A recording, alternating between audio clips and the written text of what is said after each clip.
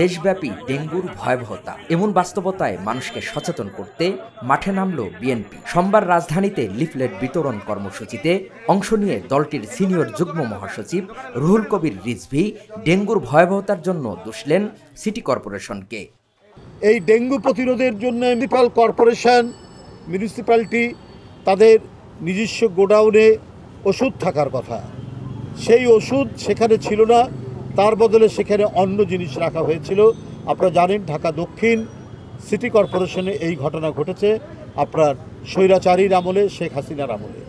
এইভাবে তারা জনস্বাস্থ্যকে উপেক্ষা করেছে, এইভাবে তারা মানুষের জীবনকে বিপন্ন করেছে। বিএনপির এই নেতা বলেন, অভ্যুত্থানের পর ছাত্র জনতা অন্তর্বর্তীকালীন সরকারকে ফ্যাসিস্টদের উৎখাতের দায়িত্ব দিয়েছেন, তাদের পুনর্বাসন নয়।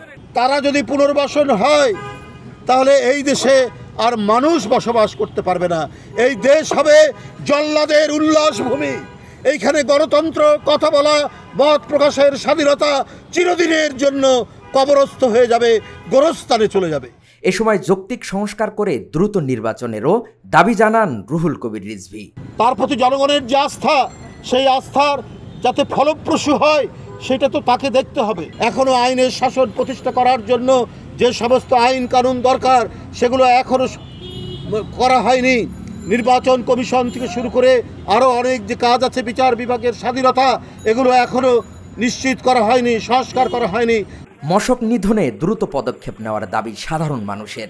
এজন্য সচেতনতার পাশাপাশি বিএনপিকে সিটি কর্পোরেশনের অনিয়মের বিরুদ্ধে সোচ্চার হওয়ার আহ্বান জানান তারা। হাকিম মাহি, ঢাকা জার্নাল।